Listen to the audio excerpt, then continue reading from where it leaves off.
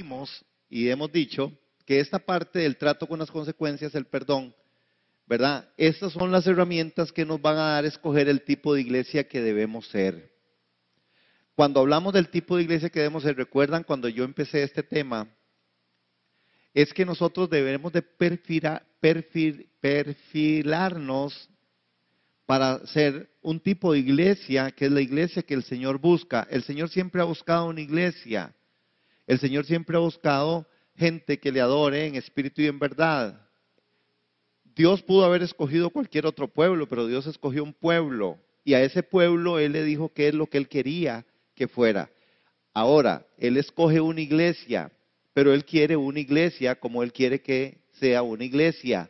Nosotros como miembros del cuerpo de Cristo somos parte de toda la iglesia, ¿sí?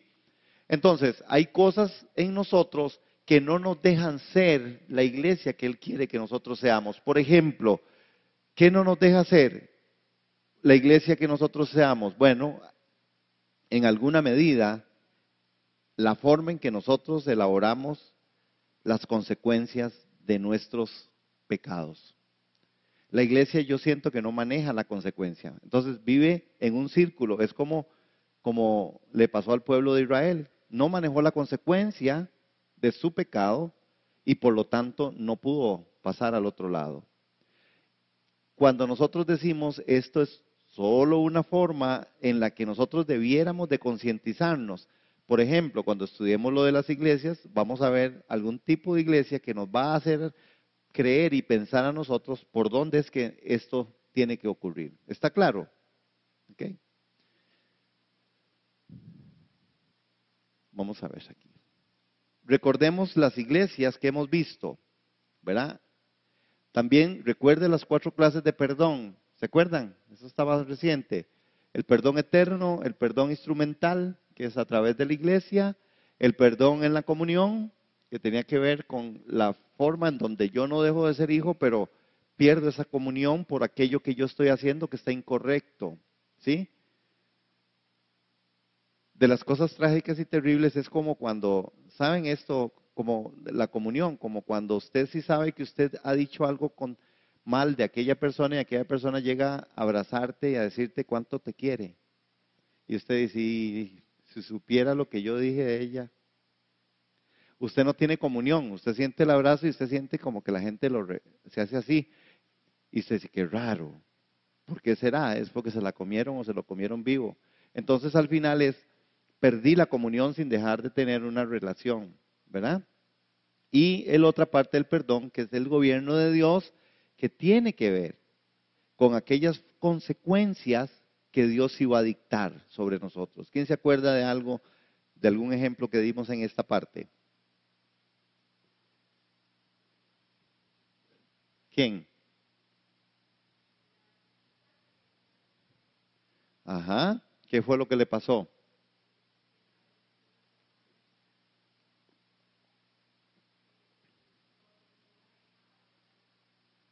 Ajá. Y, ajá. Y cada vez que tiene que salir, entonces,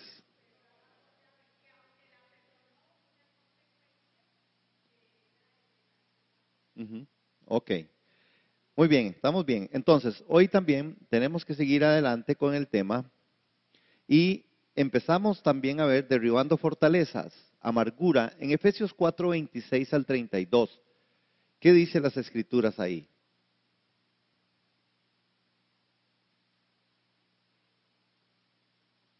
4, 26 al 32.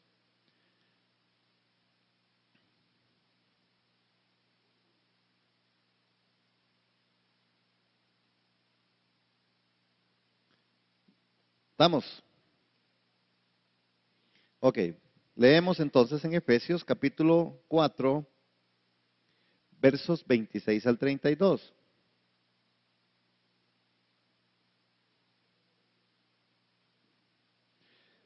Además, ok. Además, no pequen al dejar que el enojo los controle. No permitan que el sol se ponga mientras siguen enojados, porque el enojo da lugar al diablo. Qué claro, ¿verdad? No, no hay dónde perderse. Si eres ladrón, deja de robar. En cambio, usa tus manos en un buen trabajo y digno y luego comparte generosamente con los que tienen necesidad. No empleen un lenguaje grosero ni ofensivo, que todo lo que digan sea bueno o útil, a fin de que sus palabras resulten en estímulo para quienes los oigan. No entristezcan el Espíritu Santo de Dios en la forma en que viven. Recuerden que Él los identificó como suyos. Así les garantizó que serán salvos el día de la redención, libremente de toda amargura, furia, enojo, palabras ásperas, calumnias y toda clase de mala conducta. Por el contrario, sean amables unos con otros, sean de buen corazón y perdónense unos a otros tal como Dios los ha perdonado a ustedes por medio de Cristo. Hermanos, qué texto más claro. ¿Verdad que no hay dónde perderse? Es decir, dice esta escritura así de buenas a primeras, así, que no pequemos al dejar que el enojo nos controle. Cuando usted es controlado o yo soy controlado por el enojo, yo estoy en pecado. ¿Cómo sé que estoy enojado? Bueno, cuando el sol se pone mientras llega el otro día. Es decir, antes de que el sol se vaya, yo debería arreglar todas las cuentas. Amén. Yo espero a las 5:59 y pego un grito, doña Vive acá, porque me queda un minuto para las 6, antes de que el sol se vaya. Bueno, vamos a ver esta parte de derribando las fortalezas y vamos a tener ese texto como referencia. Ahora, antes de eso, yo quiero que ustedes sepan, porque dentro de la parte del material aparece el asunto del alma, aparece, ¿verdad? Y aquí nosotros hemos hecho un poco de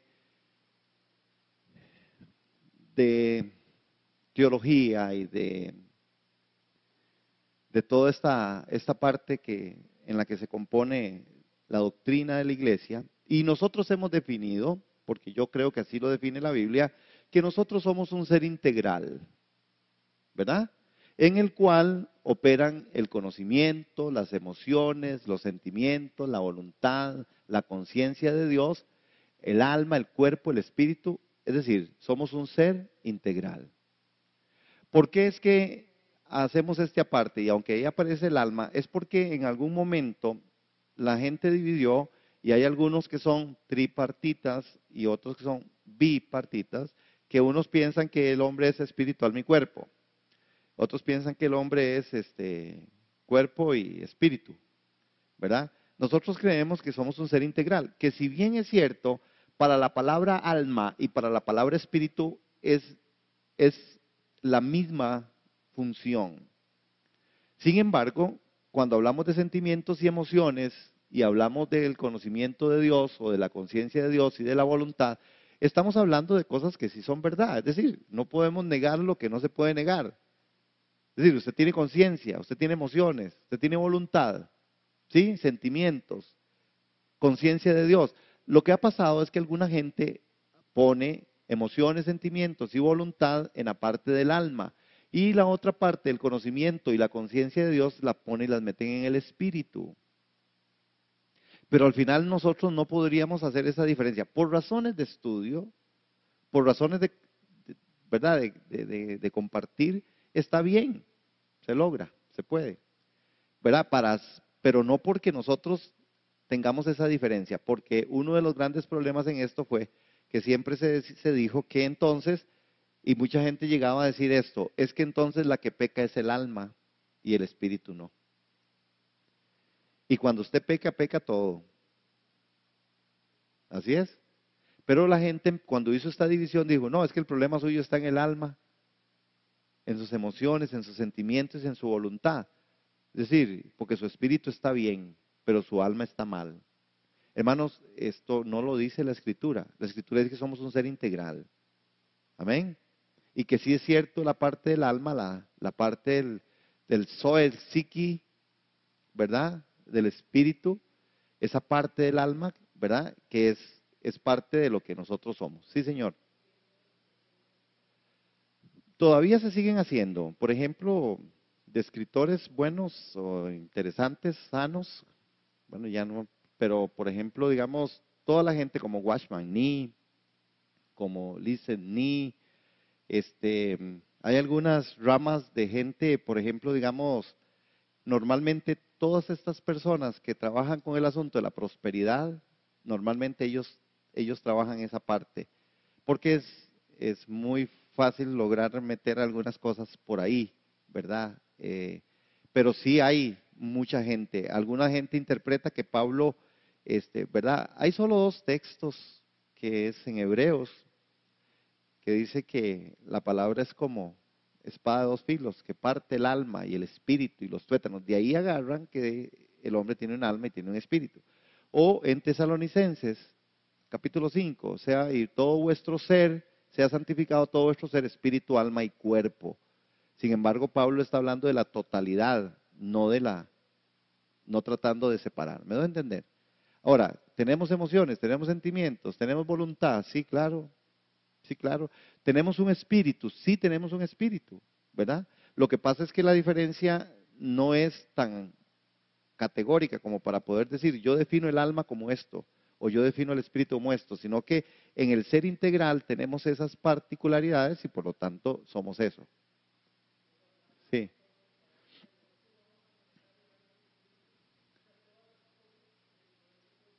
sí, nosotros como una sola persona, somos un ser integral. Ajá.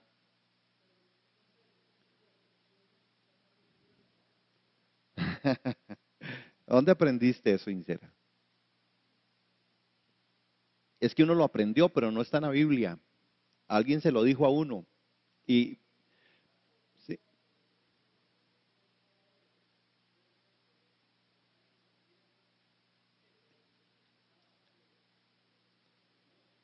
ajá,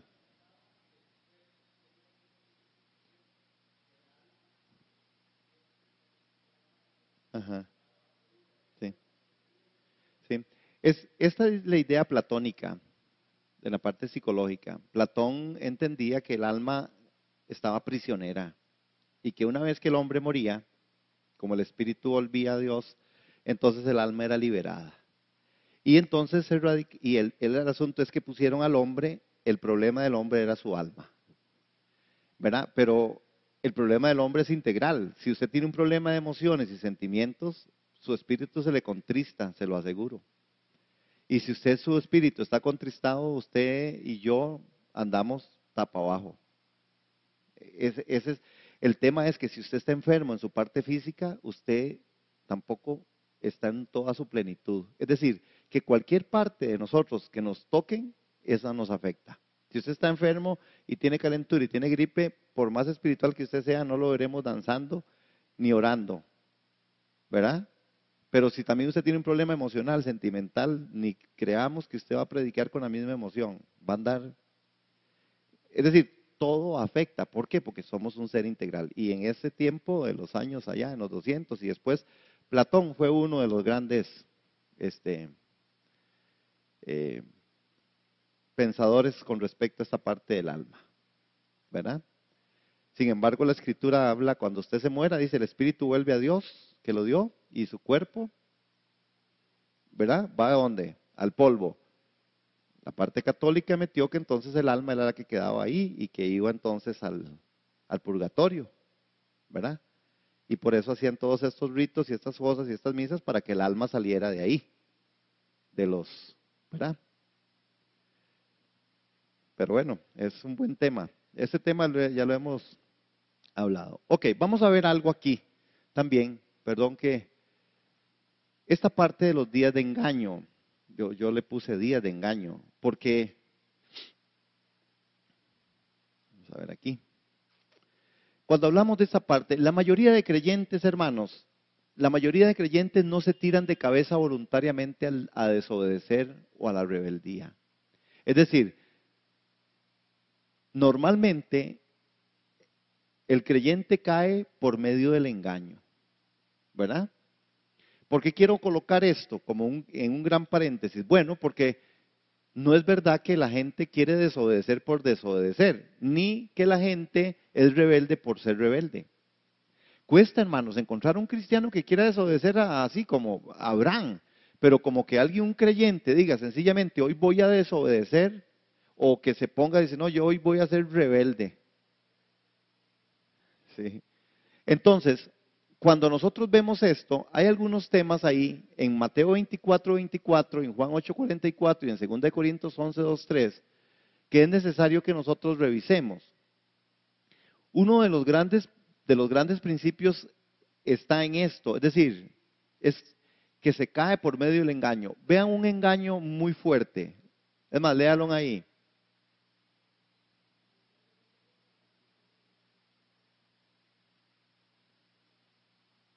¿Y no lo leyeron?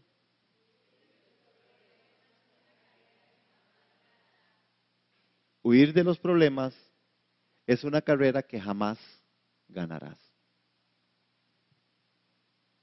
Pero dígame una cosa, ¿cuánta gente está tratando de hacer esto? ¿Cuántas veces hacemos esto? ¿Sería rebeldía o sería desobediencia si yo no sigo el consejo bíblico y digo, no, voy a huir de los problemas? ¿Qué dice Mateo 24, 24? ¿Qué dice? Así bien rápido. Y alguien que me busque ahí también el otro textito. 24, 24, vea lo que dice Jesús. Y se levantarán falsos mesías y falsos profetas, y realizarán grandes señales y milagros para engañar, de ser posible, aun a los elegidos de Dios. ¿A quién es el que van a engañar? ¿Para quién es el engaño? ¿Para quién? A los escogidos, no es a otro tipo de población. Jesús hablaba de esto y en Juan 8:44, ¿qué dice? Pues ustedes son hijos de su padre, el diablo, y les encanta hacer las cosas malvadas que él hace. Él ha sido asesino desde el Ajá, principio y siempre ha odiado la verdad, porque en él no hay verdad. Cuando miente, actúa de acuerdo con su naturaleza, porque es mentiroso ajá. y el padre de la mentira. Hermanos, estamos en días de engaño. Estamos a veces engañándonos. Pablo, elocuentemente, en 2 Corintios 11, 2 y 3, le dice a los corintios, pues los celo con celo de Dios mismo, los prometí como una novia para su único esposo, les dice. Es decir, Pablo les dice, yo los prometí a ustedes como la esposa de Cristo. Vean, pero temo que de alguna manera su pura completa devoción a Cristo se corrompa, tal como Eva fue engañada por la astucia de la serpiente.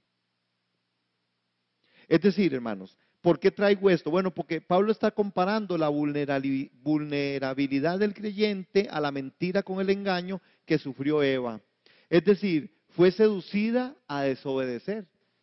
Hermanos, interesantemente, Eva fue seducida, pero Adán sabía. Adán sí sabía. ¿Y quién podría pensar que en ese mundo donde no había corrupción, esto se pudiera dar? Vean dónde es que el enemigo tocó a Eva. Y yo lo quise traer este tema por, por esto mismo, para poder nosotros darnos cuenta, hermanos. En Génesis capítulo 2, versos 16 y 17, ¿verdad? La bondad de Dios hace una provisión, ¿verdad? ¿Cuál es la provisión? Bueno, la esencia de Dios es amar y dar. La restricción proveyó opción, la voluntad de ellos. Vean que ahí estamos hablando de dos personas que en ese momento no tenían un problema como el que pudiéramos decir aquí lo tenemos nosotros, ¿cierto? Eran libres, era una forma diferente. Vivían en un floreciente jardín libre de toda influencia, hermanos. Es decir, no había opresión demoníaca. Es más, solo había conocido la bondad y la provisión de Dios mientras caminaban en su presencia. Pero ¿por qué entonces pasó esto? Hermanos, La esencia de Dios es amar y dar, pero la restricción proveyó una opción. Cuál fue la restricción que Dios dijo? ¿No qué? ¿De cuál? Otra vez, el problema radica en ese árbol del conocimiento del bien y el mal. Estoy tentadísimo. Vamos a ver si abrimos un espacio para un taller que vamos a hacer con respecto a esa parte de los dos árboles en el huerto. Porque me han hecho tantas preguntas y yo dije, lo mejor es como que un día podamos hacer algo bien bonito, tal vez un viernes ahí, 5 de la tarde, o un buen café, chocolate, ¿verdad? Y comer, para después comer del árbol de la vida y poder generar toda una buena charla, ¿verdad? Con respecto a esto, porque qué fue lo que proveyó? La restricción que él proveyó, una opción. ¿Y cuál era la opción? ¿Cuál fue la opción? ¿Cuál era la única opción que ellos tenían?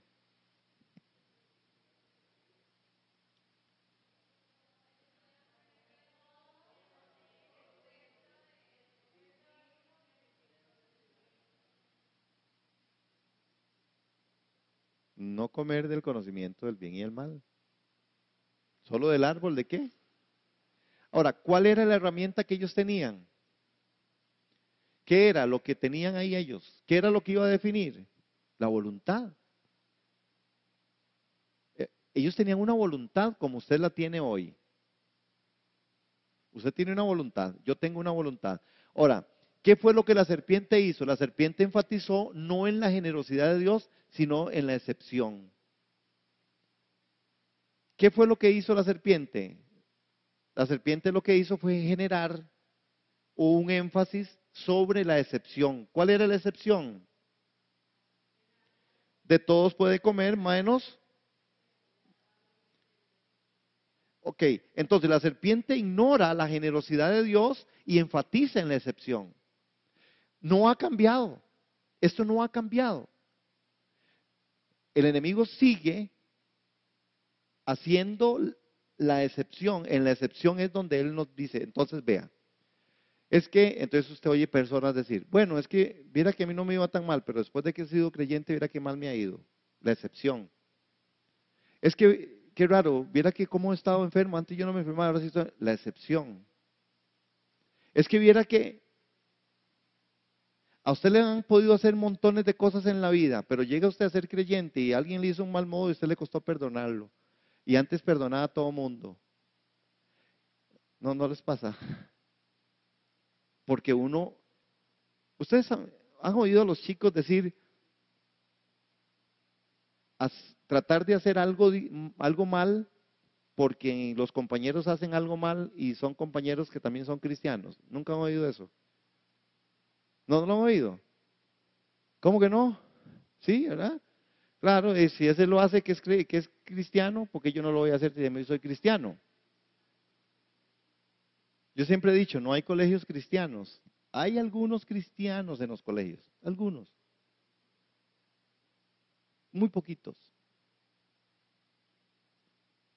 La excepción. Satanás inclinó a Eva por la senda del razonamiento, su voluntad. Hermano, si hay algo terrible y trágico y que es algo fuerte, es esta parte, hermanos, en donde específicamente usted puede ver cuando el enemigo te lleva por la senda del razonamiento. Hermano, y usted empieza a pensar, a razonar, y Satanás viene y te mete eso ahí. Y usted empieza a razonar y dice, no, pues, ¿para qué voy a estar en eso? Y conversa usted con otras personas y las personas empiezan a decir, sí, sí, ¿por qué? ¿Para qué? ¿Para qué va a estar ahí? No, hombre. Vea esto y vea lo otro y usted empieza a razonar, hermano. Y empieza usted a involucrar su voluntad. Y cuando usted empieza a buscar inclinar, la voluntad ya está inclinada a la senda del razonamiento. Y entonces su corazón se va a amargar. Y usted va a levantar fortalezas. Y usted va a hacer cosas indebidas. Y usted empieza a decir, vea hermano, no importa cuánto. Entonces usted ve la gente cíclica. Verá ahí, cada mes y medio, cada 2 meses le vuelve a dar la misma chochera. De la misma historia, de la misma cosa que le pasó allá? Es porque Satanás le aplicó en el razonamiento y lo llevó y lo inclinó a la senda, a esa senda del razonamiento. Usted empezó a razonar, usted empezó a comer del árbol del bien y del mal. Usted no empezó a comer del árbol de la vida, sencillamente usted comió otra vez de lo bueno y de lo malo. Uy, es que qué cólera, y todavía me acuerdo. Hay gente, ¿han oído esta gente? Ustedes saben que les voy a hablar de personas que tal vez ustedes sí conocen. Hay gente que odia diciembre. Odian diciembre, es una cosa catastrófica y les da como una cosa, y les da un soponcio y les da todo. Hay gente que no toleran Semana Santa. Hay gente que no toleran ciertos días. Hay gente que no toleran ciertas actividades que el mundo da y que se dan. ¿Por qué? ¿Qué es lo que está por detrás de esto? Hermano, es un argumento porque al final el problema de esto es que yo tengo que volverme en contra de alguien, hermano. Cuando yo digo que a mí no me gusta Navidad, yo tengo que ir al contrario de un poco gente. Y voy a tener una discusión. Y voy a tener todo un... Hermanos, es ir contra toda la corriente. Ahora, no porque yo tenga que decir que a mí me gusta Navidad. Es que sencillamente es un espacio, es un tiempo que yo no me lo voy a poder brincar. Nadie se lo va a poder brincar. Es punto. Ahora, yo me como un par de tamales, uno o dos. Ah, sí, porque así es como funciona. Así funciona. Así es como es. Entonces, hermanos, tenemos que tener cuidado. ¿Qué fue lo que pasó con Eva? Vean a Eva. Hermanos, que Eva es nuestro gran ejemplo. Satanás inclina a Eva por la senda del razonamiento y empieza ya a cuestionar la bondad y la integridad de Dios, hermanos. Una vez que lo logró, fue un paso pequeño para volverla contra algo que de verdad es espeluznante. Es esto, hermano. Ahí. El ataque a la autoridad de Dios. Hermanos, esta parte, se me fue, el ataque a la autoridad de Dios. Vean la capacidad de Eva. Eva corrige a la serpiente. Vean lo que le dice Eva a la serpiente. Es decir, cuando la semilla de la duda, de la bondad de Dios fue sembrada en ella, del fruto de los árboles del huerto podemos comer, pero del fruto del árbol que está en medio del huerto, dijo Dios, no comeremos de él, ni le tocaremos para que no muramos. Ve a Eva defendiendo la causa. Eva estaba clara. ¿Y qué fue lo que hizo? ¿Ah? Al final viene Eva, ¿verdad? Aún mientras respondía, es bastante probable que se preguntara acerca de la bondad de Dios. No estoy segura en cuanto o por qué no podemos comer de ese árbol. ¿Cómo nos podría hacer daño?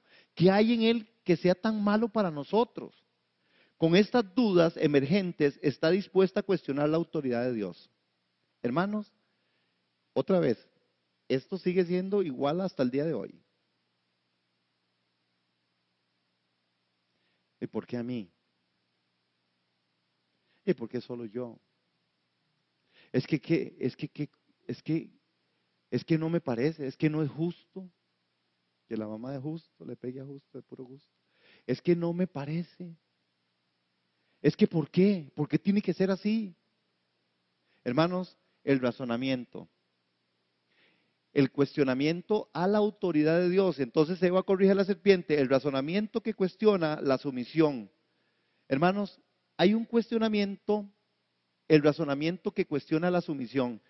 Si hay algo, y ese es uno de los puntos, el primer punto es cuando usted cuestiona, cuando usted está cuestionando, razonando, usted lo primero que hace es cuestionar la sumisión. Y usted ya no quiere, y entonces usted ve gente que está peleada con Dios. ¿Sí saben de esos casos? ¿Sí? Estoy peleada con Dios. Estoy peleado con Dios. Hermanos, yo no sé para usted qué significa esto. Esto que de lo que estamos hablando son de fortalezas que se están levantando en contra del conocimiento del mismo Dios. Estas son las cosas que están trayendo amargura al corazón de los hermanos, de las familias, de la iglesia. Perdón. cuando nosotros entramos en ese capítulo, cuando vemos toda esa secuencia, el razonamiento de que cuestiona la sumisión, Eva estaba sorprendida, hermano. Eva estaba tan sorprendida y en esta es la razón por la que Dios me prohibió de la fruta. Es decir, porque el enemigo le dijo, lo que él no quiere es que sean como él, que conozcan el bien y el mal. Hermanos, miró al árbol otra vez, pero estaba desde otra perspectiva. Contempló lo que se le era negado, juzgó el fruto como bueno y placentero, no malo ni dañino, y razonó, seguramente es deseable y nos hará sabios. ¿Por qué debería negarme a mí misma el fruto que es tan bueno para nosotros? Este razonamiento la impidió ver todo lo demás a su alrededor. Olvidó la abundante bondad y se concentró en el árbol. Y pensó, Dios nos ha prohibido esto. Pudo haber sido nuestro hace mucho. ¿Por qué lo hizo? ¿Qué más nos ha negado?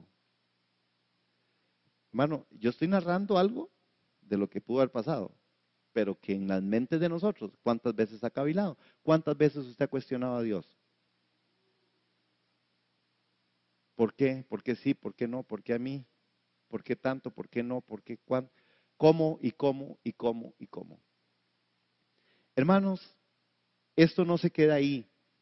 Satanás, igualmente, cuando leemos en los evangelios, vemos cómo Satanás vino y tomó al mismo Jesús y le dijo lo siguiente. ¿Cuál fue la primera tentación?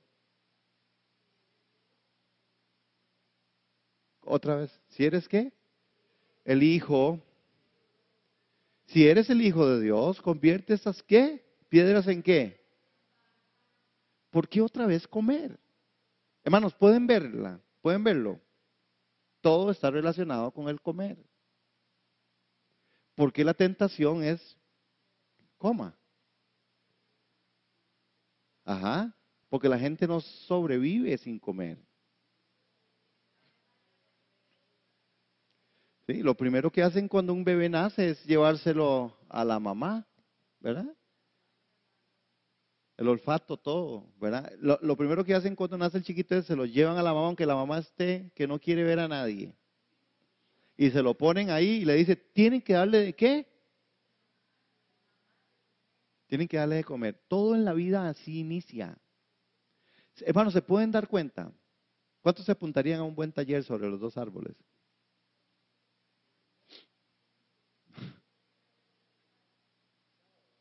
Sí, claro. ¿Perdón?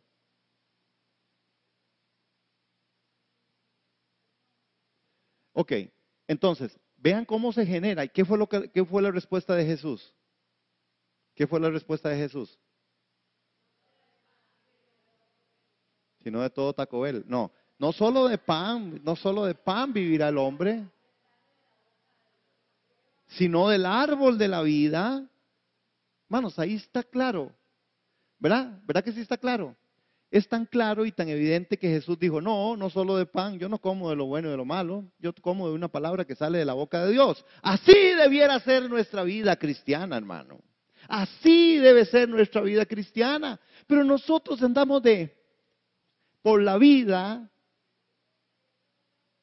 por la vida, comiendo de aquello, hermano. ¿Sí? ¿Será que sí? No, yo creo que sí. Bueno, no, ya yo oré al Señor y yo creo que el Señor sí quiere que yo haga, hermano, vea. Y todavía metemos al Señor en un montón de chismes y de cuentos que Él no está ahí, no está. Él es vida. Y lo que nosotros generamos en nuestras decisiones es muerte. Tomamos decisiones, hermanos. Decisiones que nos golpean después, que golpean a unos, a otros y a los otros también. Jesús no cayó en la trampa. Dice, no, yo como de cada palabra que salga de la boca de qué. ¿Qué hizo Adán? Adán sabía y de carebarrín comió. Comió. Eva fue engañada, pero Adán no. Adán no fue engañado. Adán había caído primero en su corazón.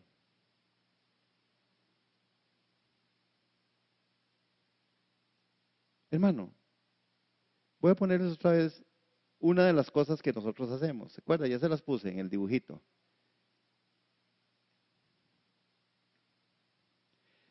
Esa es verdad en la cual la iglesia no quiere caminar. Huir de tus problemas es una carrera que jamás ganarás. Y la gente anda corriendo de los problemas. Se pone a correr haciendo un montón de cosas que Dios nunca les dijo que hicieran. ¿Sí? Esto genera, todo esto que estoy diciendo, lo que hace es generar fortalezas, de las cuales después tenemos que andar justificándolas. Algunos se condenan, otros no se condenan. Y es que si lo hubiéramos hecho así, es que si yo hubiera hecho de esta forma, es que si yo no... Hermanos, tenemos que entender qué es el corazón de Dios.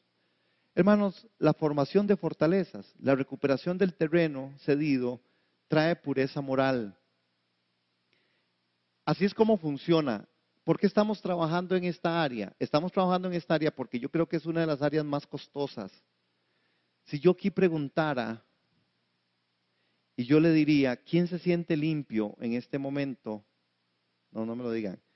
En tal forma que usted en este espacio usted no tiene ni rencor, ni tiene dolor, ni tiene nada que le moleste sobre su vida, con respecto a su familia, a su esposo, a sus hijos, al mundo, a doña Laura Chinchilla, a Barack Obama. Hay gente, porque hay gente que vive amargada con esas cosas. Sí, ¿verdad? Hay gente que se enoja. Que se enoja, como me dijo, es que de todo hay. Yo he escuchado de todo en estos días. Una persona me dice, mira, ajá,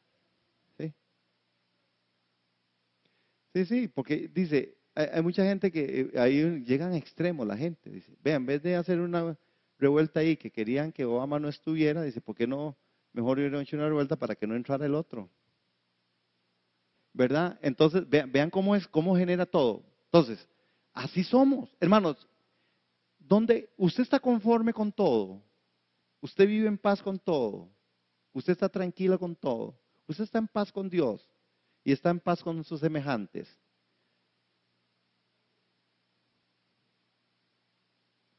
Hermanos, estamos en un mundo que está loco y nosotros somos parte de esa loquera, porque nosotros seguimos comiendo de esa cosa, de eso bueno, de eso malo. ¿Cómo comer de la vida? Hermanos, ¿cómo definimos terreno? El terreno es la área jurisdiccional de nuestra vida. Mi amiga Yasmín siempre dice que el problema no está en el terreno. Que el problema está en el terreno, no está en la semilla. ¿Verdad? Ella lo dice con gran propiedad porque ella siembra la tierra. ¿Verdad? Entonces, el área jurisdiccional de nuestra vida es el terreno. Es el terreno. Las fortalezas es una mentalidad incorrecta. ¿Qué dice Colosenses 2:8? Para que vean. ¿Sí? La consecuencia es la decisión contraria a la voluntad de Dios. Satanás construye un razonamiento que es contrario a la Biblia. Hermano, y nosotros somos creyentes y nosotros abrimos esquemas contrarios a la palabra de Dios con tal de levantarnos en contra de Dios. Por ejemplo, es que no es justo. Oiga usted nada más. Dice la Escritura que no hay justo ni aún uno, que el único justo es Dios. Pero nosotros nos atrevemos a levantar y a proferir, es que no es justo. ¿Cómo no? Dios es justo. Pero usted y yo tenemos esa capacidad de decir, no, no es justo. Salud. ¿Cierto, hermanos? Entonces, otra vez, ¿quién tenía Colosenses? El área jurisdiccional de nuestra vida, las fortalezas, una mentalidad incorrecta. Colosenses 2:8 dice que No permitan que nadie los atrape con filosofías huecas y disparates elocuentes, que nacen del pensamiento humano y de los poderes espirituales de este mundo y no de Cristo. en un momento dado, ¿verdad? Él nos da a nosotros la sugerencia y nos da el consejo que nosotros dejemos de comer de eso. Hermano, ¿por qué a usted y a mí nos cuesta perdonar? Tal vez les va a sonar un poquito feo. ¿Saben por qué? Porque nosotros queremos resistirnos a la autoridad de Dios. Y entonces, cuando nos resistimos, nosotros proferimos cosas. ¿En dónde está calzado eso? En su voluntad. Usted es el que decide perdonar. ¿Por qué no quiere perdonar? Porque todavía no quiero. Porque me dolió. Porque estoy muy dolido. Porque, ¿verdad? Hermanos, necesitamos deshacernos de esto. Por ejemplo, qué es la consecuencia? La decisión contraria a la voluntad de Dios. Por eso es que a nosotros nos cuesta tanto a los cristianos vivir con la consecuencia. Y la consecuencia siempre está. ¿Cuál es la consecuencia? La consecuencia de lo que usted hizo un día, de lo cual Dios le perdonó, pero que al final se le devuelve. ¿Verdad? Le viene en momentos. Y cuando a usted le viene esto en momentos, usted encuentra y se encuentra en un territorio peligrosísimo. Si usted no sabe manejar la consecuencia, usted va a caer derrotado. Y el primer paso para la derrota es esa forma. Hermano, ustedes han visto, no debiera, eso es un pecado en contra de Dios. La gente deprimida, cristianos deprimidos. De verdad, hermanos, esto no proviene de Dios. Yo personalmente, y porque ahí está quedando grabado, yo no me como y yo no soy doctor, por dicha. Entonces puedo hablar cualquier bobería. Pero yo no me trago todavía el cuento de ese tema de lo bipolar y de lo químico. En un creyente, nacido de Dios, nacido de nuevo, con el recurso de la Biblia, el Espíritu Santo, la comunidad de fe, los ejercicios espirituales. Hermano, viera cómo me cuesta, viera cómo me cuesta. Me cuesta y me cuesta para que oren por mí, porque al final, hermano, no debe ser. Yo creo que hay aspectos más profundos y más fuertes como esa mentalidad incorrecta. Hay una mentalidad incorrecta que a nosotros nos ha traído al traste y que nos ha golpeado. ¿Cierto? Vean, vamos a ir un momentito al folleto.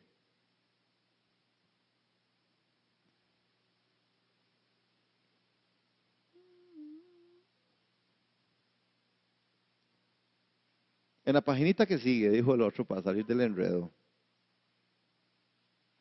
No, vamos a estar ahí donde dice derribando fortalezas de amargura. La recuperación del terreno cedido trae pureza moral. Es lo que seguía de la clase. Ahí está en un letrero grandote. Ajá, derribando fortalezas de amargura. Nosotros leímos, según Efesios 4, 26 al 32, que cedemos cierta área de nuestra alma a Satanás cuando nos amargamos contra alguien. Satanás entonces tendrá derecho legal para construir una fortaleza en su propiedad. Una fortaleza es una mentalidad que es contraria a la voluntad de Dios. Desde su fortaleza, Satanás nos atormenta con temor, ira, ansiedad, afán y otras emociones destructivas. Dios nos dice en la Escritura que Él nos entregará a los verdugos si no perdonamos a quienes nos ofenden. Si tratamos de resistir a los verdugos, Satanás simplemente se refugia en su fortaleza y espera otra oportunidad para atacar. Nunca tendremos verdadera libertad hasta que derribemos la fortaleza. Sin embargo, no podemos derribar la fortaleza mientras Dios no recupere el terreno. Dice, anota los pasos de acción, explica cada paso y cita el pasaje pertinente. Eso es un trabajito que debiéramos hacer en la casa porque es ir comparando esos versículos claves para que ustedes puedan ir viendo cómo es que de verdad nosotros podríamos conquistar esa parte de la amargura. Hermano, pero con esto quiero decirles algo. Nosotros nunca tendremos verdadera libertad hasta que derribemos la fortaleza. ¿Qué es una fortaleza? Una mentalidad incorrecta. Hermano, ¿cómo es posible que nosotros tengan que subirnos el autoestima? Son aspectos psicológicos que no pueden ser mayores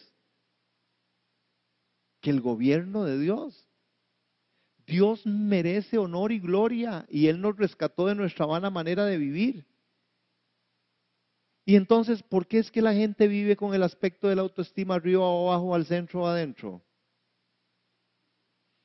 Porque soy muy gordo, porque soy muy gorda, porque soy muy feo, porque soy muy bonito, porque soy aquí, porque soy... Mano, ¿usted sabe lo que es estar uno como hijo de Dios viéndose en ese espejo?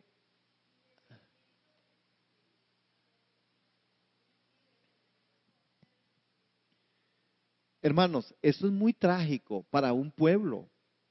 Esos son fortalezas. ¿Hay alguien aquí que tenga una fortaleza? Que me la pueda decir.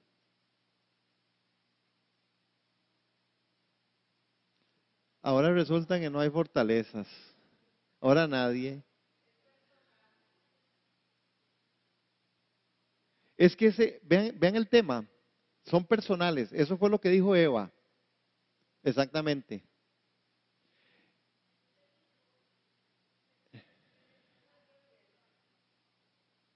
Por ejemplo, vean, hermano. Hay cosas en la vida que son mentira, pero usted se las cree como su verdad.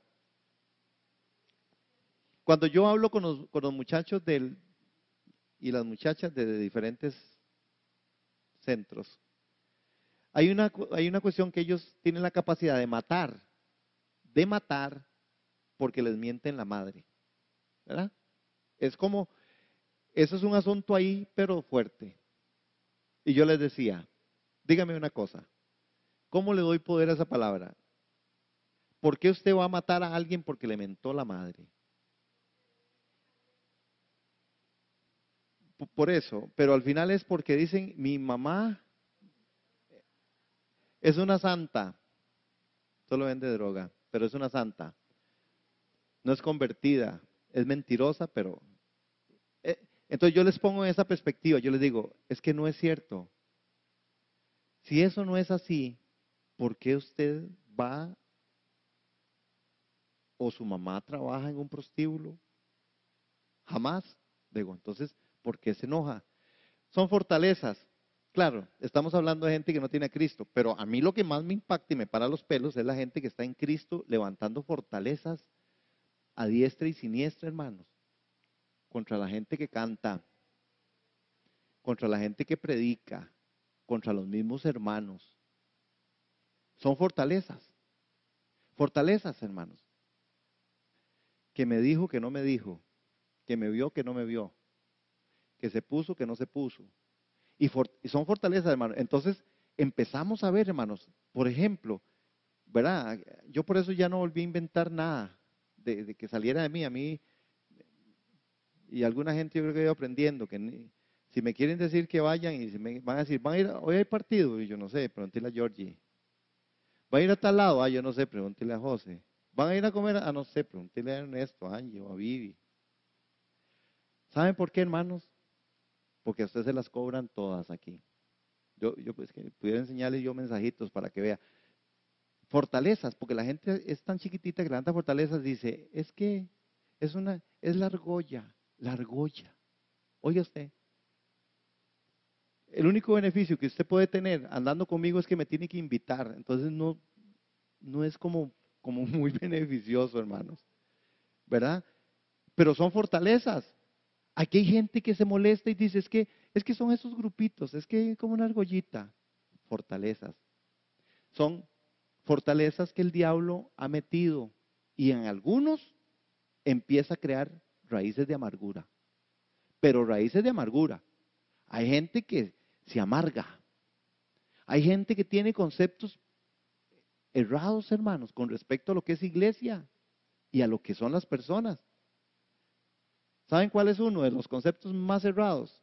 Que los cristianos somos intachables. Eso no es verdad. Somos personas. Y si piensan en los pastores, bueno, ya hay algunos que dicen cosas verdaderas y que se roban el salario, es verdad. Muchos. Que no dan testimonio, sí, también muchos. Pero hermanos, sobre estas verdades tampoco podemos colocarnos ahí. Sí, hermana.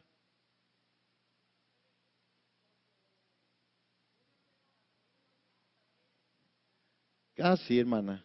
Es una fortaleza para adentro. Claro, es como, ¿usted sabe cómo me voy a enojar conmigo mismo? Siento yo tan guapo y tan lindo. Es decir, no, hermano, ustedes no es que ustedes no se quieren creer esa historia, pero para mí es verdad. Es decir, es verdad porque lo lindo que yo veo es, yo como del árbol de la vida, perdón. Yo como del árbol de la vida. Y la escritura a mí me dice quién soy yo. Y yo sí me gusto. Perdón, yo sí me gusto. Yo sí me gusto así como Él me hizo. Yo soy una nueva criatura en Cristo Jesús. El Espíritu de Dios está en mí. Y Él ve y Él está haciendo en mí una obra preciosa. ¿Cómo no me va a querer? Voy a andar yo en dificultades de la vida, amargándome o enojándome conmigo. ¿Por qué me voy a enojar?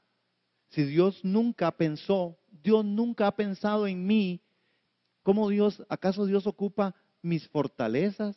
¿En cuándo Dios ha pensado que si voy a tenerlo bien? No, hermanos, Dios tiene la capacidad de poder decirle a usted, si usted no quiere estar, váyase. Jesús le dijo a los discípulos, ustedes no quieren estar, váyanse ustedes, no interesa. Hermano, esa es la capacidad de saber uno. Nosotros tenemos que aprender. ¿Por qué hay tanta gente amargada? Sí, Carrión.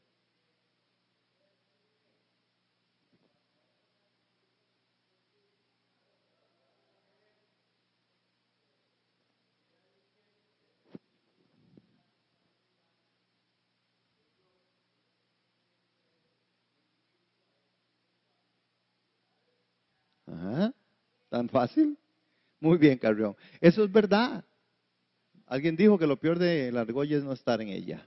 ¿Ah? Entonces, hermanos, estamos hablando de fortalezas. Entonces, son consecuencias, decisiones contrarias a la voluntad de Dios. ¿Usted cree que Dios quiere que yo me martirice golpeándome, diciéndome lo que Él no es? Es contrariarse con Dios. Hay gente que no se puede aceptar tal como es, diciéndole a Dios que se equivocó. Hermano, lo que... Ajá.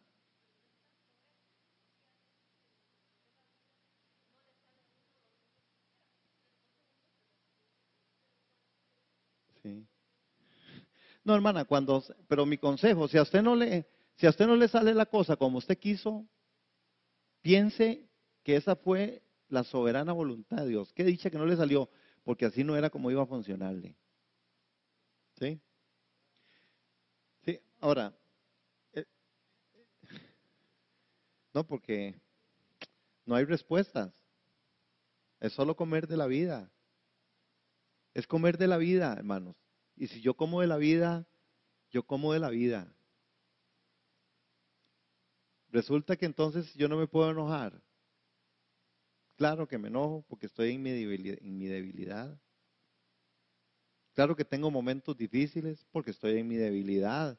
El tema está en que en mi debilidad, en mi enojo, no empiece a comer otra vez del árbol del bien y el mal. El asunto es que en mi debilidad y en mis angustias y en mis desaciertos, yo vaya al árbol de la vida, como Jesús dijo. No, yo, de cada palabra que salga de la boca de Dios, dice el débil, diga el débil, fuerte soy. Hay gente que ha tomado malas decisiones, viva con su consecuencia. Usted la tomó, viva con su consecuencia. Dios no le va a venir a ceder ese terreno es del diablo, usted se lo regaló, yo se lo puedo regalar. Cuando yo tomo decisiones en mi propia justicia, en mi propia forma, yo cedí. Entonces, Dios viene y me restaura, pero el terreno sigue siendo de Él. No es este el escenario con Josué, cuando lo llevó delante de Dios y le dijo, es que vea, este es el sacerdote suyo, pero vea cómo anda todo curtido. ¿Y qué le dijo que tuvo que decir el Señor? Tuvo que limpiarlo. Sin embargo, vea la consecuencia. Hasta el día de hoy estamos hablando de Josué sucio. Y tiene que vivir con esa consecuencia. Rahab la ramera tiene que vivir con su consecuencia.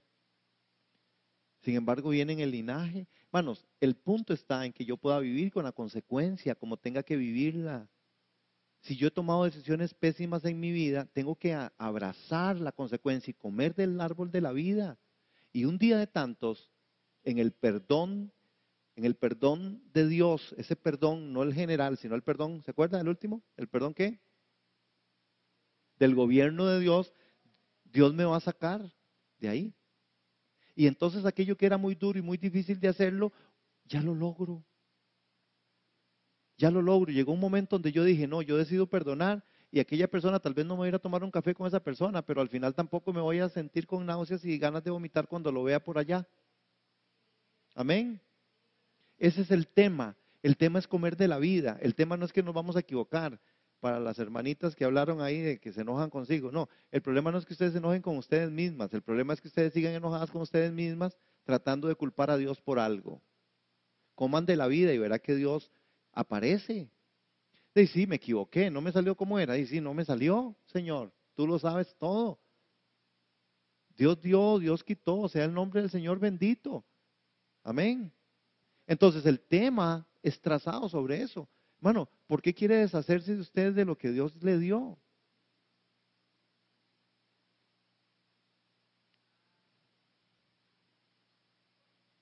Sí, hermana.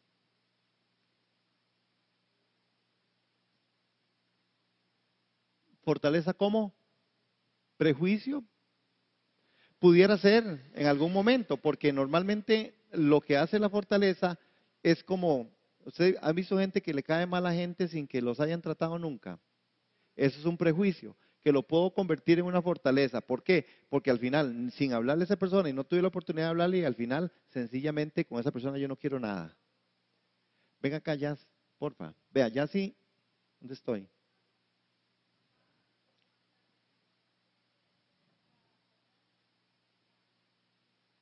Sí, claro, sí, sí. Hay algo con respecto a la parte de las raíces, en la parte de la amargura, y Jazz, no es que sea una experta amarga, no, es que ella, yo sé que el Señor siempre le ha dado algo con respecto a esta parte, hay algo que, y yo le voy a permitir que comparta. ¿Dónde está el otro micrófono? Es que ando buscando el otro micrófono. Ahí está. Para que nos comparta algo, porque vamos a llegar ahí, a ese escenario. Entonces, escuchémosle aquí allá. Bueno, tal vez de esto, como aquí se ha hablado muchas cosas sobre el perdón y todo eso, tal vez ustedes han escuchado ya de esto, ¿verdad? Pero a mí me gusta siempre, cuando yo pienso, porque Gerard siempre me relaciona con esto de la naturaleza, ¿verdad? Porque a mí siempre me ha llamado la atención de que todos los ejemplos que pone Jesús alrededor de esto están relacionados a la naturaleza. Él hablaba de cosas sencillas, tangibles, ¿verdad? Entonces, con esto de las raíces de amargura, ¿verdad? Entonces, hay dos versículos que yo quisiera que buscáramos. Y uno está en Hebreos 12:5, Hebreos 12:5, y el otro está en Deuteronomio 29:18. Entonces, tal vez si alguien tiene Hebreos 12:5, 12:15, perdón. 15, perdón.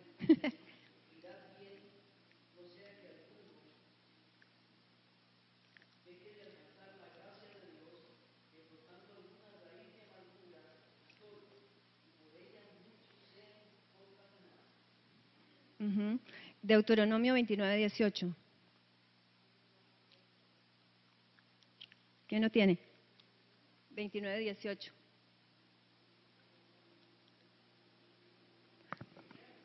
Sí.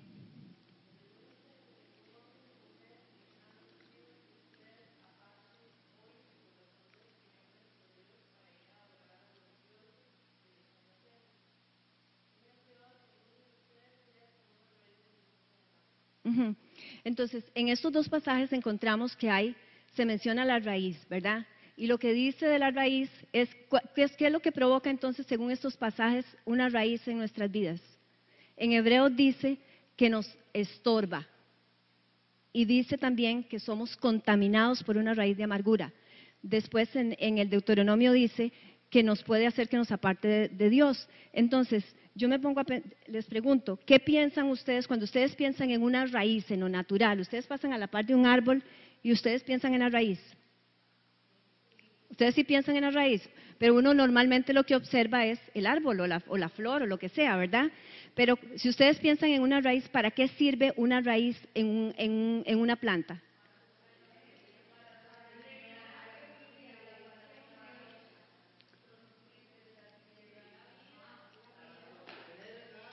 Es exactamente. Ajá, en el diccionario dice que sirve para fijar, sostener, absorber alimento, ¿verdad? Pero entonces, eso en lo natural, ¿verdad? Vemos una plantita, vemos que tenemos muy linda, se empezó a poner mal y entonces nosotros decimos, ay, le voy a podar aquí, tal vez le falta agua, tiene mucha agua, echémosle más abono, ¿verdad? Pero por lo general no estamos pensando, sí pensamos que hay algo ahí, ¿verdad? Pero no exactamente que es que está la raíz mala, ¿verdad? Entonces, ahora nosotros, en lo natural, la planta lo expresa con secándose, los frutos malos y qué sé yo, en nuestras vidas. Porque, ¿cómo podríamos pensar que hay algo que está adentro, que hay una raíz de amargura? ¿Cuáles serían los signos que nosotros veríamos en nosotros si hubiera una raíz de amargura? Algo que está adentro, que no se ve, ¿verdad? ¿Cómo qué serían signos que nosotros podemos ver? Uh-huh. Uh-huh. Ajá. Uh-huh. Ok. Ujú.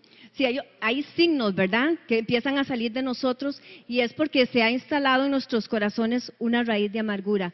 Ahora, ¿ustedes qué creen que son las causas? ¿Qué nos hacen a nosotros llegar a tener una raíz de amargura? ¿Qué serían causas? Ajá. Ujú. Esa iría después.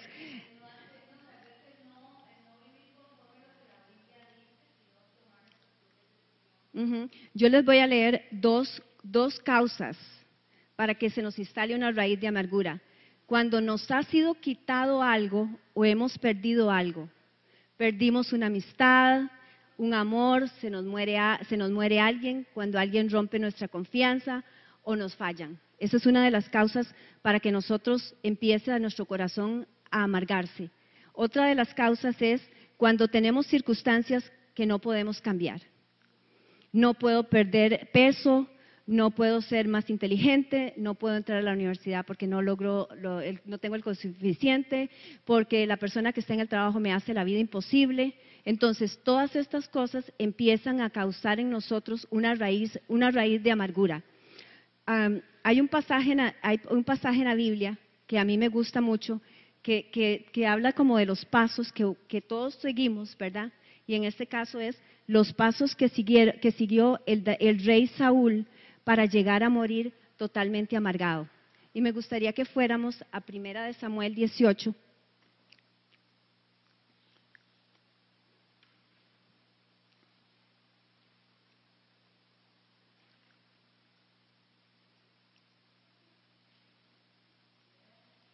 Primera de Samuel 18, del 6.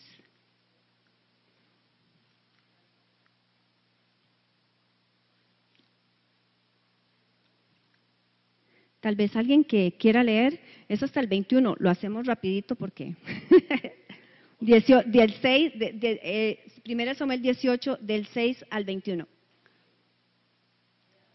Cuando el ejército de Israel regresaba triunfante después de que David mató al filisteo, mujeres de todas las ciudades de Israel salieron a recibir al rey Saúl. Cantaron y danzaron de alegría con panderetas y címbalos. Este era su canto. Saúl mató a sus miles y David a sus 10,000. Esto hizo que Saúl se enojara mucho. ¿Qué es esto?, dijo. ¿Le dan crédito a David por 10,000 y a mí solo por miles?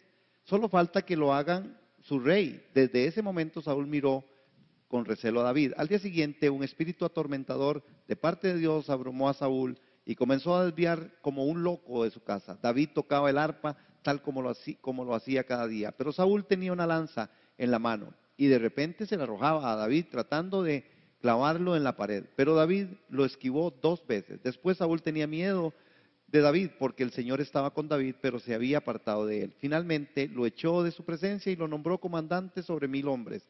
Y David dirigía fielmente a las tropas de batalla. David siguió teniendo éxito en todo lo que hacía porque el Señor estaba con él. Cuando Saúl reconoció esto, le tuvo aún más miedo. Pero todos en Israel y en Judá amaban a David porque tenía tanto éxito al dirigir sus tropas en batalla. Cierto día Saúl le dijo a David: estoy listo para darte a mi hija mayor, Merab, por esposa, pero antes deberás demostrar que eres un guerrero de verdad al pelear las batallas del Señor. Pues Saúl pensó: voy a enviar a David con los filisteos y dejar que ellos lo maten en vez de hacerlo yo mismo.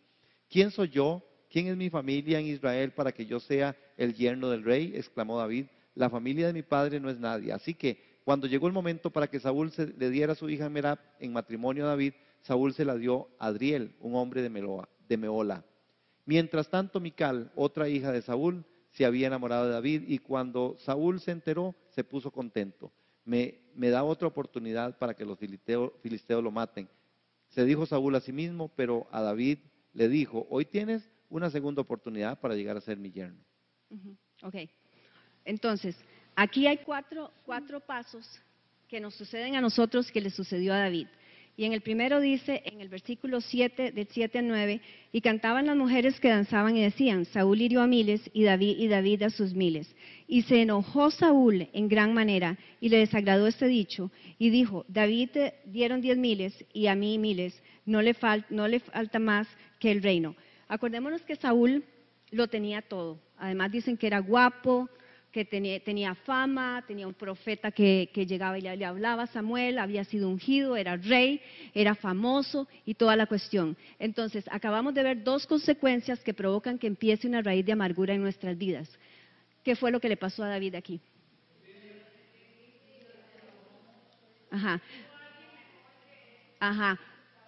Perdió algo, ¿verdad? La fama. Porque él era famosísimo y ya dejó de ser el centro de atenciones. Entonces, una vez que perdió algo, entonces él se enoja, ¿verdad? Entonces, podemos ver aquí esa consecuencia, o sea, cuando algo perdemos en nuestra vida, tenemos esa opción, ¿verdad? Él tenía la opción de alegrarse y darle gracias a Dios porque había aparecido un hombre que había sido capaz para eliminar a Goliat, pero no. Se fijó en sí mismo porque él era, como siempre, ¿verdad? Soy yo, ¿verdad? Otra vez, comiendo del árbol del bien y el mal, ¿verdad? Él no pensó en que el propósito de Dios se estaba cumpliendo y que Dios los estaba guardando, sino que pensó en sí mismo, ¿verdad? Entonces, se enojó. Ahora, en el versículo 12, dice, mas Saúl estaba temeroso de David, por cuanto Jehová estaba con él y se había apartado de Saúl. Normalmente cuando nosotros nos enojamos, también viene el temor. ¿Por qué? Porque yo no quiero que esa persona me vuelva a hacer lo que yo pienso que esa persona me hizo, ¿verdad? Entonces en automático es como que se da, primero yo me enojo, después tengo temor, ¿verdad? Porque no quiero volver a ser herido. Es como me voy amargando. El otro, que Gerard también creo que habló ahora un poquito de eso, en el 13, dice, por lo cual Saúl lo alejó de sí y le hizo jefe de 1000 y salía y entraba delante del pueblo. Nosotros creemos que alejando el problema vamos a solucionarlo todo, ¿verdad? Entonces, yo no vuelvo a ir a ese lugar porque hay esa persona que me hizo tal cosa o que me volvió de tal forma. Allá viene, prefiero cruzar la calle porque no quiero encontrarme, no quiero que me hablen de esa persona. Entonces, siempre vamos a tratar de alejar, poner el problema afuera. Y lo último, que es en el 21, y dice, y Samuel dijo, yo se la daré para que le sea por lazo y para que la mano de los filisteos sea contra él. Dijo pues Saúl a David, por segunda vez tú serás mi yerno. Todo lo preparó Saúl, el objetivo de Saúl era vengarse, ¿verdad? Entonces hizo todo de tal manera para que llegaran y mataran a David. Entonces, uno dice, no, es que a mí la venganza, ¿no? Porque consideramos que venganza es matar a alguien o una cosa así. No, pero uno tiene pequeñas venganzas, ¿verdad? Aquello que diga, no, yo voy a pasar por ahí y voy a hacer tal cosa para que vea y le duele y se sienta mal, ¿verdad? Entonces, esto también se da en nosotros. Entonces, a mí lo que me llama la atención de ese pasaje es que es un proceso que a nosotros mismos nos pasa, ¿verdad? Para que se nos instale una raíz de amargura. Y algo que yo tengo aquí que dice, el proceso que sigue, se los voy a leer. Entonces, las raíces se van arraigando cada vez más en lo profundo del mismo corazón del hombre. Estas raíces que han crecido en oculto llegan hasta ahogar el alma. Y después, segundo, aumenta, después de que este ciclo pasa, se llega a convertir en un árbol. Y tercero, madura produce frutos malos, como son el resentimiento, la ira, los celos y otros, y la amargura es fácil verla en otros. Sin embargo, es muy difícil que la persona que se dé cuenta de que está amargada en sí misma, ¿verdad? Es como ese ejemplo de que alguien anda con la jareta abierta y todo el mundo se dio cuenta que anda con la jareta abierta, pero lo que menos nos damos somos nosotros, ¿verdad? Pero hay montones de síntomas que nosotros tenemos cuando estamos amargados. Una de las cosas es que no dejamos de hablar del asunto, ¿verdad? Lo que me pasó, ¿verdad? De la persona. Es que aquella persona, y se lo cuento a esto y se lo cuento a la otra persona. Y como decía el versículo, lo que leímos, contamina, porque no solo me contamina a mí. O sea, cuando yo le cuento a la otra persona, estoy contaminando y pasándole el problema y ella lo sigue contando a los demás, ¿verdad? Entonces hay un montón de síntomas que nosotros no vemos, porque otra vez, hablando como esto del terreno, la raíz está en el terreno, está sumergida en el terreno y no se ve, ¿verdad? Pero los frutos sí se ven, ¿verdad? Solo que nosotros no los estamos viendo. Eso era lo que yo quería compartir. Ah, bien, ya sí. Hola, hola.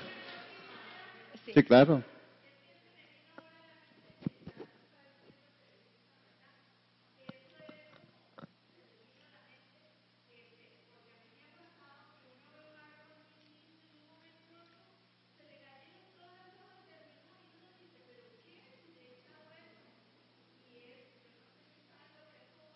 Ajá, exactamente.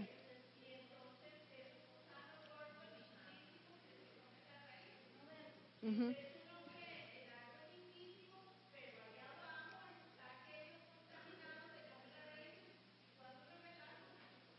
ujú, Ujú. ajá.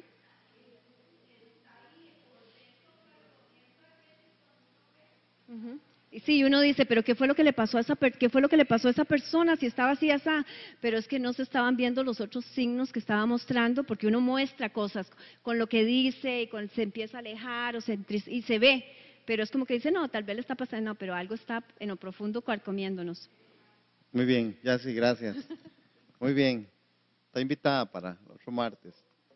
Bien, hermanos, en esto, para que ya nos quedan 2 minutitos, el, nosotros tenemos, y en el estudio vamos a ir viendo esto reflejado, tenemos que empezar a trabajar con nosotros. Ahí es donde está el tema. El tema está en que yo tengo que trabajarlo yo. Porque a veces es muy fácil, le decía Yasmín, poder ver en otras personas algo, pero qué difícil es a nosotros nos cuesta o nos resistimos. Hay personas que se resisten a reconocer que tienen un problema. Hermano, y todo el mundo lo sabe y todo el mundo lo ve, ¿verdad? ¿Verdad? Todo el mundo sabe que, ¿verdad? Que está mal, pero la persona se siente bien. ¿Cómo está? Muy bien, excelentemente bien, ¿verdad? Estas son cosas en las que nosotros debiéramos de pensar. El cuidado que tenemos que tener. Hay decisiones que usted tomó. Hermano, lo mejor que yo le puedo aconsejar es viva con su consecuencia. No trate de tirársela a nadie. No trate de agarrar y tratar de decir, no, no, usted, esa es su consecuencia. Vívala. El Señor le va a redimir, porque los verdugos son las fuerzas del mal que afligen. Y el Señor sí sabe cómo mandar verdugos. Después vamos a leer los textos de Mateo 18, para que ustedes vean cómo hay verdugos que vienen. Y entonces la circunstancia está ahí, hermano, adversa, y la gente te golpea y te sigue diciendo cosas. Y usted, si no declina en su posición con respecto a Dios y no, su corazón no se inclina a Dios y usted no acepta que usted tiene que ser tratado por Dios, usted va a seguir en eso. Hay personas que viven por siempre molestas con situaciones, hermanos, y son reincidentes. Vea, hay cosas que ustedes y yo tenemos que entenderlas y verlas. Frutos, la mentira, los celos, el orgullo. Cuidado, revísense bien, revisémonos bien, porque estos frutos nos están diciendo algo, que hay algo que no está bien adentro, hermano. No están bien. Falta de aceptación, esa falta de gozo, hermanos, hay una falta de gozo a veces en medio del creyente, hermano, que es pasmoso. Uno debe ser, ¿cómo no va a tener un gozo si tengo la vida eterna? Es decir, que si me muero me voy para el cielo. Eso es una victoria. ¿Cómo que a pesar de que la gente no me quiera o me pueda señalar o me pueda hacer, pero tengo un Dios que no me señala, un Dios que me ama, tengo maravillas cosas especiales y lindas. Sí, podemos pasar momentos difíciles, hermanos, y Dios no tiene un problema con eso. Dios es nuestro guardador, nos chinea, pero que no venga a nosotros, hermanos, un tipo de situaciones como estas, en donde hay gente que está siendo muy golpeada por los verdugos. Hay personas que de verdad, hermano, y usted ve y no sale, y cada día se amargan más, y cada día se enojan más. Hay gente que llega a un momento, hermano, donde no soportan. Hay personas que literalmente se vomitan al ver a otra persona. Hay gente que de verdad, hermano, se enferma. Hay gente que se va de Dios, se va de la iglesia con tal de no ver a una persona. Esto ya es, hermano, rudo, ¿verdad? Entonces, tenemos nosotros que empezar a trabajar esas áreas en medio de nosotros, ¿verdad? Hay que conocer las armas para derribar fortalezas. Entonces, ¿ah? ¿Verdad? Bastante, Hugo. Bien, hermano. Entonces, al final, vamos a orar y vamos a decirle al Señor que de verdad nos ayude en medio de todo.